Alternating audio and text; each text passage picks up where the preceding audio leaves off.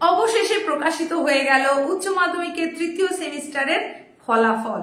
যে ফলের জন্য তোমরা প্রহর গুনছিলে, যে ফলের অপেক্ষায় তোমরা বসেছিলে, বিদ্যাসাগর ভবন থেকে প্রেস কনফারেন্সের মাধ্যমে অবশেষে সেই ফলের অ্যানাউন্স করা হলো 31 অক্টোবর। একদম যথা সময়ে কিন্তু নোটিফিকেশন অনুযায়ী যে সময় নির্ধারণ করে দেওয়া হয়েছিল সেই সময়তে কিন্তু এই ফলাফল এসে গেল। আমি তোমাদেরকে বিভিন্ন ভিডিওর মাধ্যমে আগেই জানিয়েছিলাম যে ফল কিন্তু ভালো হচ্ছে, পাশের হার বাড়ছে। সেই জায়গায় তোমরা নিশ্চয়ই এতক্ষণে জেনেই গেছো যে কিরকম ফলাফল হয়েছে। সুতরাং ফলাফল যে খুব ভালো হয়েছে সেটা তো বুঝেই গেছো। তোমরা কিন্তু এক্ষুনি তোমাদের নিজেদের রেজাল্ট চেক করতে পারবে না। সেটা চেক করার জন্য আরো কিছুটা সময় তোমাকে অপেক্ষা করতে হবে। বেলা 2টোর পরে তুমি রেজাল্ট চেক করে নিতে পারবে। তার জন্য তোমাকে বেশ কিছু ওয়েবসাইট দিয়ে দেওয়া হয়েছে, ওয়েবসাইট অ্যাড্রেস দিয়ে দেওয়া হয়েছে।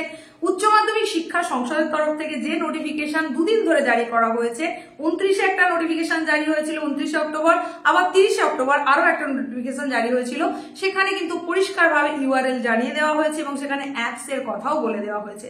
এই সমস্ত ইউআরএল যে অ্যাড্রেস গুলো রয়েছে সেখানে বা অ্যাপস এর মাধ্যমে তুমি তোমার রেজাল্ট বাড়িতে বসেই চেক করে নিতে পারবে। তবে অবশ্যই সেটা 2টোর পরে তোমার রোল নাম্বার, রেজিস্ট্রেশন নাম্বার সেটা পুট করবে, তারপর খুব ভালো করে একবার রিচেক করবে, তারপর সাবমিট বাটনে প্রেস করলেই কিন্তু তুমি তোমার রেজাল্ট চেক করতে পারবে।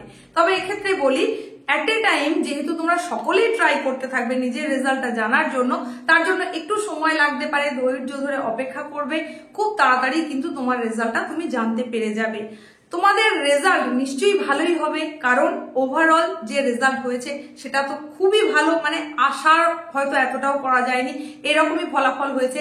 সুতরাং তোমার ফলাফলও নিশ্চয়ই ভালো হবে। রেজাল্টটা যখনই তুমি দেখতে পেয়ে যাবে, যখন তুমি তোমার চূড়ান্ত ফল জানতে পেরে যাবে, অবশ্যই একটা কমেন্টের মাধ্যমে জানিও তোমার রেজাল্ট কেমন হলো, কোন সাবজেক্টে কিরকম নাম্বার এসেছে। তোমাদের প্রত্যেকের জন্য আবারও বলি অনেক অনেক উইশেস থাকলো, অনেক শুভকামনা থাকলো। রেজাল্ট নিশ্চয়ই প্রত্যেকেরই খুবই ভালো হবে। তো এরপরে দেখার বিষয় তোমাদের রেজাল্ট কেমন হচ্ছে। থার্ড সেমিস্টারের রেজাল্ট যেটা অলরেডি পাবলিক হয়েই গেল, তারপরে কিন্তু আর এতটুকু সময় নষ্ট নয়। ফোর্থ সেমিস্টারের জন্য এবার কোমর বেঁধে লেগে যেতে হবে। তার কারণ থার্ড এবং ফোর্থের মিলিত মূল্যায়ন নিয়েই তোমার উচ্চ মাধ্যমিকের রেজাল্ট হবে। এটা ছিল শুধুমাত্র একটা পার্ট, যে পার্টটা তুমি কমপ্লিট করে ফেলেছো, কিন্তু যেটা এখনো কমপ্লিট করোনি সেটা যাতে খুবই ভালো হয় তার জন্যই তোমাকে প্রস্তুতি শুরু করে দিতে হবে। এখন প্রত্যেকটা বিষয়ে কত নম্বর এসেছে সেটা দেখে নেওয়ার পরে তুমি সহজেই বুঝে যাবে যে তোমার কোন জায়গাটা একটু ঘাটতি খামতি রয়ে গেছে। সেখান থেকে তুমি অভিজ্ঞতা অর্জন করো এবং তোমার পরবর্তী যে পরীক্ষা, ফোর্থ সেমের পরীক্ষা, সেটা যাতে ভালো হয় তার জন্য তোমাকে চেষ্টা চালাতে হবে এখন থেকেই। যেহেতু ফোর্থ সেমিস্টারের সিলেবাস অনেক বেশি, সেখানে বড় প্রশ্নের উত্তর করতে হবে, তাছাড়াও কি করতে হবে, সেখানে তোমাকে লিখতে হবে। এতদিন পর্যন্ত তুমি যেটা করলে সেটা হচ্ছে এমসিকিউ প্রশ্ন উত্তর করলে এবং ওএমআর এ উত্তর করেছো। এখন কিন্তু আর সেই সুযোগটা থাকবে না, বড় প্রশ্নের উত্তর করতে হবে এবং লিখতে হবে। লেখার মাধ্যমে তোমাকে উত্তর দিতে হবে। আর যেই লেখনী থেকে তোমরা অনেকটা দূরে চলে গেছো, তাই সময় ধরে লেখা অভ্যাস করতে হবে। আর লিখতে গেলে যেটা সম্ভাবনা বেড়ে যায় সেটা হচ্ছে বানান ভুলের প্রবণতা বেড়ে যায়। সেখানে অনেক জায়গায় কাটাকুটি হয়। এই কাটাটা জাস্ট লাইন থ্রু করে কাটা, এটা অভ্যাস করতে হবে। হিজিবিজি করবে না একেবারেই। আর তারই সঙ্গে সঙ্গে সময় ধরে লেখার অভ্যাস করবে। কত মার্কসের উত্তরটা ঠিক কত পর্যন্ত লেখা উচিত, কত ওয়ার্ডস বা কত লাইনের মধ্যে লেখা উচিত সেটা বুঝে নিতে হবে এবং নিজের লেখার ক্যাপাবিলিটি অবশ্যই বাড়াতে হবে।